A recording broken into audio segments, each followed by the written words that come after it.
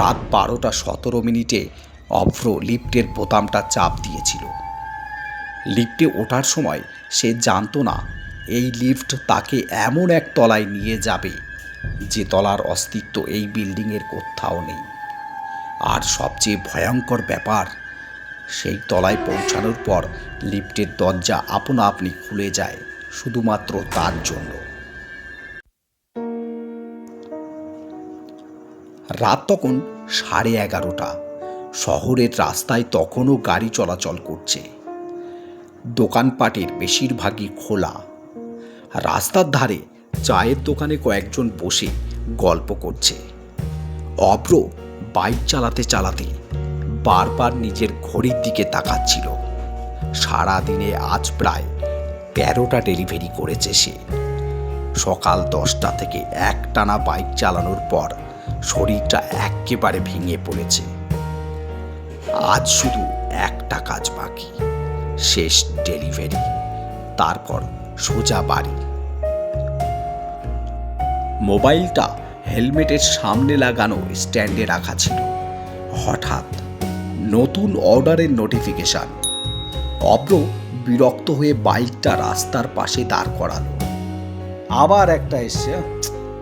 এই সকাল থেকে ডেলিভারি করে যাচ্ছি, ভাবলাম বাড়ি যাব, কিন্তু না, সে উপায় আর নেই, আবার একটা ডেলিভারি করতে যেতে হবে।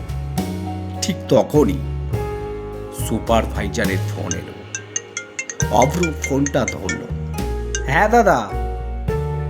বলি অভ্র, শেষ অর্ডারটা নিয়ে বেরিয়েছিস তো? হ্যাঁ, এই তো পেলাম, এবার বেরোবো, কিন্তু আজ আর একটা ডেলিভারি নিতে ইচ্ছা করছিল না। হ্যাঁ জানি, কিন্তু কাস্টমার অনেকক্ষণ ধরে অপেক্ষা করছে, শেষটা দিয়ে চলে যা।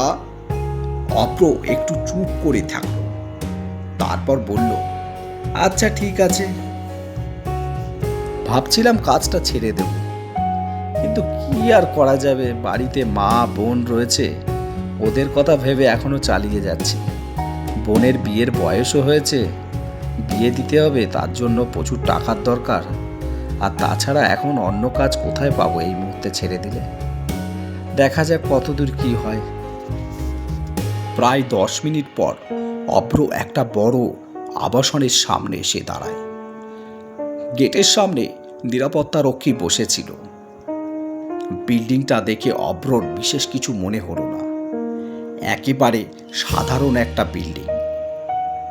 সামনে গাড়ি পার্ক করা, লবির ভেতরে আলো জ্বলছে। একজন লোক ফোনে কথা বলতে বলতে ঢুকছে, আর একজন নিচে দাঁড়িয়ে খাবারের প্যাকেট নিয়ে বেরিয়ে আসছে। অভ্র বাইকটা পার্ক করে খাবারের ব্যাগটা কাঁধে নিল। গার্ডকে বলল, ফ্ল্যাট নম্বর 1307। গার্ড কম্পিউটারে কিছু দেখে বলল, এই ডান দিকে লিফট আছে, ওই দিকে চলে যান। ধন্যবাদ।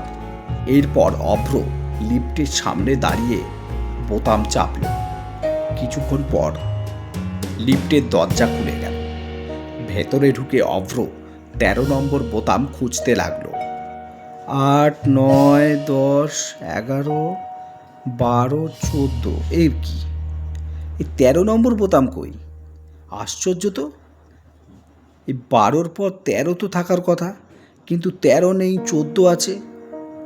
ব্যাপারটা তো বুঝলাম না। আমি তো যাব 13 নম্বর ফ্লোরে। মনে হয় এখানে 13 নম্বর তলা নেই, কিন্তু অ্যাপে তো পরিষ্কার লেখা ছিল ফ্ল্যাট 1307। দেখি, কাস্টমারকে ফোন করে দেখি তো একবার। ধুর, আবার কি ঝামেলা, কেউ ফোন ধরে না। ঠিক তখনই লিফটের দরজা বন্ধ হয়ে গেল। লিফট উপরে উঠতে শুরু করলো। অভ্র 12 নম্বর তলার বোতাম চাপল। লিফট উঠতেই থাকলো। তারপর হঠাৎ থমকে গেল। অভ্র ভেবেছিল 12 তলায় পৌঁছে গেছে, কিন্তু দরজা খুলল না। সে ডিসপ্লের দিকে তাকালো। ডিসপ্লেতে লেখা আছে 13। অভ্রের মুখের হাসিটা মিলিয়ে গেল। সে চারপাশে তাকালো।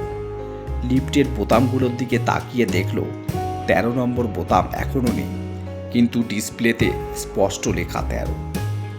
অভ্র ধীরে ধীরে পিছিয়ে গেল। তারপর লিফটের দরজা খুলে গেল। সামনে একটা করিডোর, লম্বা করিডোর, দুই পাশে দরজা, সিলিংয়ে সাদা আলো জ্বলছে, সব কিছু একেবারে স্বাভাবিক। কিন্তু অভ্রের বুকের ভেতরটা কেমন যেন ধরফর করতে লাগলো। সেই লিফটের ভেতর থেকেই ফোন বের করলো। স্ক্রিনে এখনও অর্ডারটা খোলা, ফ্ল্যাট 1307।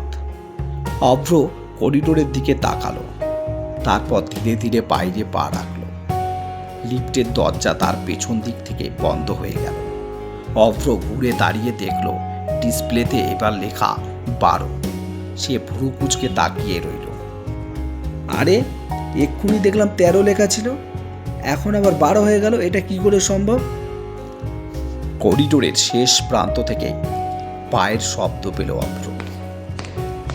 তার মনে হলো কেউ যেন ধীরে ধীরে হাঁটছে, কিন্তু করিডোরে কাউকে দেখা যাচ্ছে না। অভ্র নিজের মনকে বোঝালো, হয়তো কেউ দরজা বন্ধ করেছে। এরপর অভ্র 1307 নম্বর ফ্ল্যাট খুঁজতে শুরু করলো।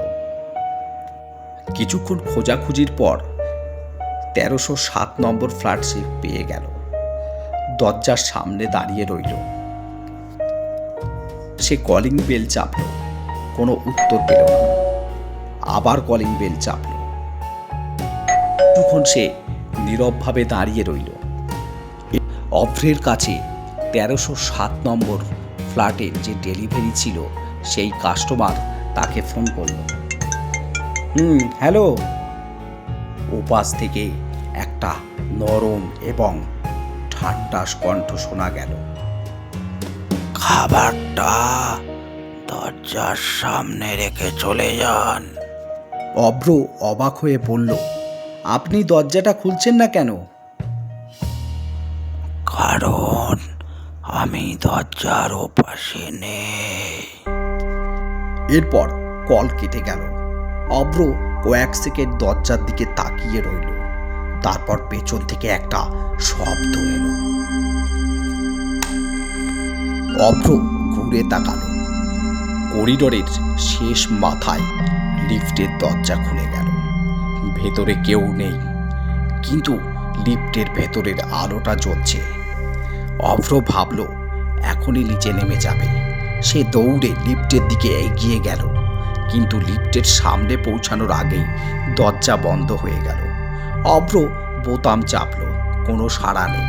আবার চাপল, কিন্তু কিছুই হলো না। তারপর লিফটের ডিসপ্লেতে একটা সংখ্যা জ্বলে উঠল, 13। অভ্র ধীরে ধীরে পিছিয়ে গেল, কারণ সে এবার বুঝতে পারল সে যে তলায় দাঁড়িয়ে আছে সেটা কোনো 13 তলা নয়। কারণ এই বিল্ডিংয়ের লিফট হিসেব অনুযায়ী 12-র পরে 14। তাহলে 13 তলা তাকে এখানে নিয়ে এলো কিভাবে? আর তার থেকে বড় প্রশ্ন, এই তলায় 1307 নম্বর ফ্ল্যাটটা কার? অভ্র ধীরে ধীরে পেছনে তাকালো।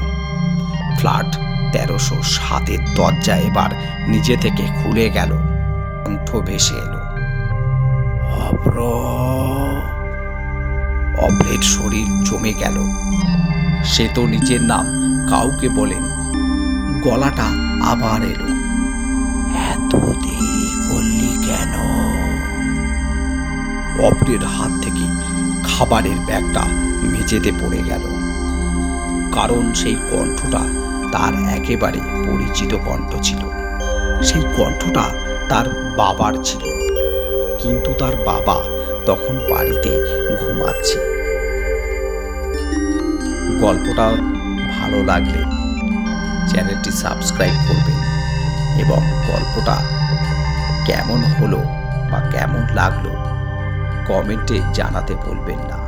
এই গল্পের পরবর্তী পার্ট খুব শীঘ্রই আসছে।